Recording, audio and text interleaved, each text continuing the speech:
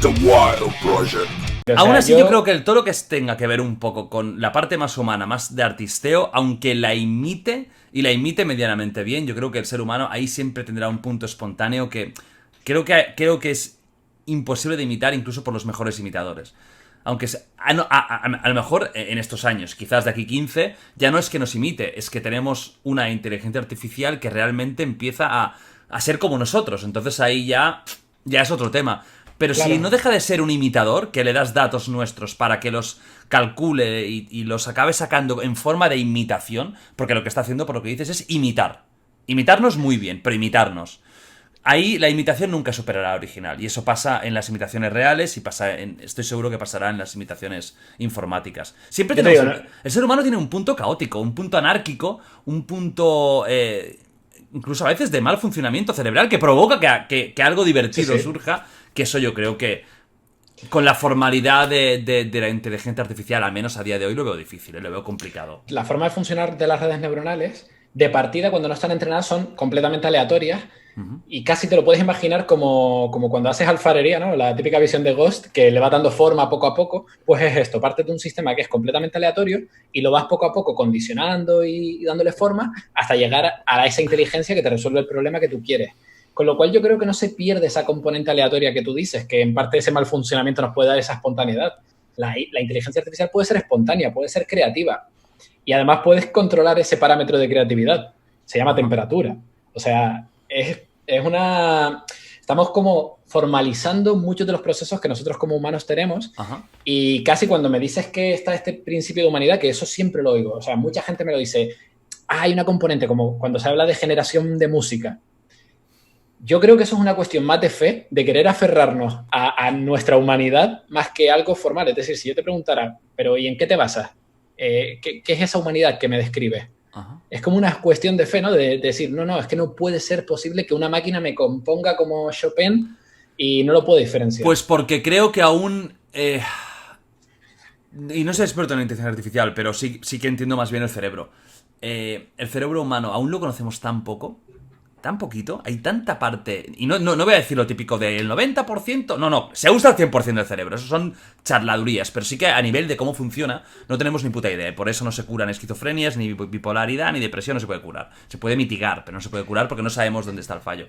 Tenemos tan poco conocimiento aún del propio cerebro humano, y es tan potente, y es tan salvaje, y es tan bestia, que creo que aún es... Que a lo mejor de aquí a unos años llegamos al punto en que realmente se llegue a una imitación o superación de las habilidades humanas, incluso artísticas. Pero, al menos yo todo lo que he visto de canciones hechas por ordenador, tío, a mí me gusta el rock, el metal, es que el propio rasgueo de cómo una persona tiene los callos, cómo suena... Y sí, tú puedes coger una máquina y darle los datos de 100 millones de pulsaciones de rasgueos. Y quizás en un tiempo se va a poder hacer. Pero hay ese punto, y no es de fe, para mí no entiendo como fe, porque yo no soy precisamente una persona que sobrevalore a la humanidad demasiado. Somos un puto animal que, mira, aprendimos el lenguaje y a comunicarnos y de puta madre, pero tampoco estamos tan lejos de un mono. Pero sí creo que hay un punto, no a nivel de fe, pero sí a nivel de la propia característica humana, propia característica cerebral, que conocemos tan poco cómo funciona. O sea, cosas como esa persona que se da un golpe en la cabeza y tiene una facilidad pasmosa, por ejemplo, para hablar 14 idiomas solo escuchándolos, que eso pasa. O son los idiots savant, esos genios absolutos que provienen de darse tener un accidente o darse un golpe, tener un ictus, tener una embolia, y son capaces. Hay uno muy famoso que, por ejemplo, va en helicóptero, ve una ciudad y la pinta en ventana a ventana. Eso sí. Creo que ahí estamos infravalorando la humanidad. Que sí, que somos muy tontos en muchas cosas, pero creo que aún un conjunto de miles o millones de algoritmos yo creo que aún no puede imitar. Y tengo ganas de probar eso del texto, pero yo estoy seguro de que yo lo veré y, sinceramente, la espontaneidad que puedo tener yo, puedo tener un cómico, que puede tener alguien muy creativo, las pinturas. He visto cuadros de estos que hacen...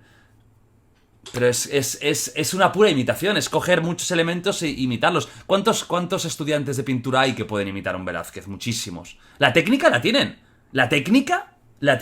pero la creación de esa idea, de ese concepto, de crear algo que no existe, yo creo que eso aún forma parte del humano. Veremos en unos años, no es que soy un talibán en eso, pero creo que... Y la música, tío, la música. Yo he escuchado música hecha por inteligencias artificiales y además de que es la mayoría es electrónica, a ver si hacéis un poco más de la cosa de guitarra. Las voces, los ritmos... No he llegado al punto de decir es una obra maestra. Sí, hay mucho ahí en lo que has dicho. Yo por una parte te diría que no veo por qué necesitamos a lo mejor entender cómo funciona para llegar a eso. Es decir, no entendemos cómo funciona realmente todavía el vuelo de algunos pájaros, no entendemos toda la dinámica de fluidos que hay en el vuelo, las turbulencias que se generan y todo esto, y sin embargo hemos dominado el vuelo y tenemos aviones que funcionan mejor. Incluso yendo por un camino diferente al que la naturaleza ha llevado, ¿no? Los aviones no van moviendo las alas para arriba y para abajo. Exacto. Faltaría menos.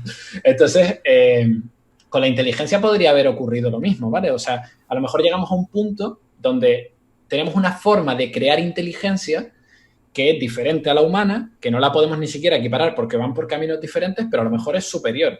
Entonces, no...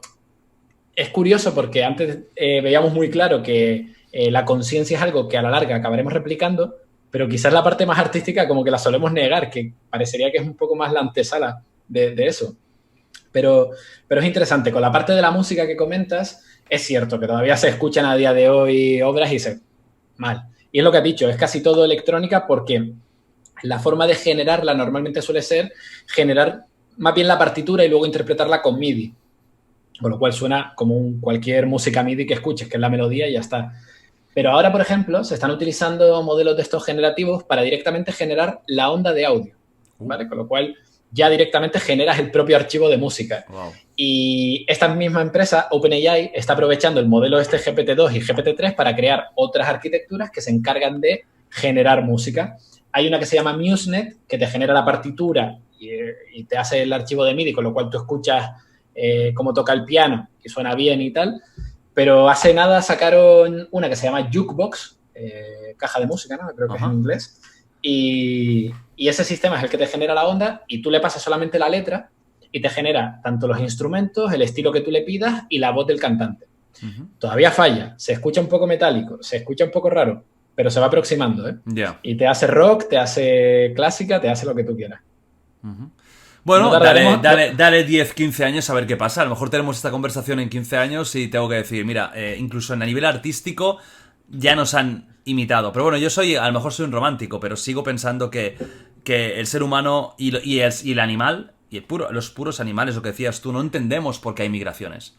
No entendemos cómo un pájaro va de un continente a otro sin ningún tipo de conciencia de, uy, tengo que irme, que ahí hace más frío.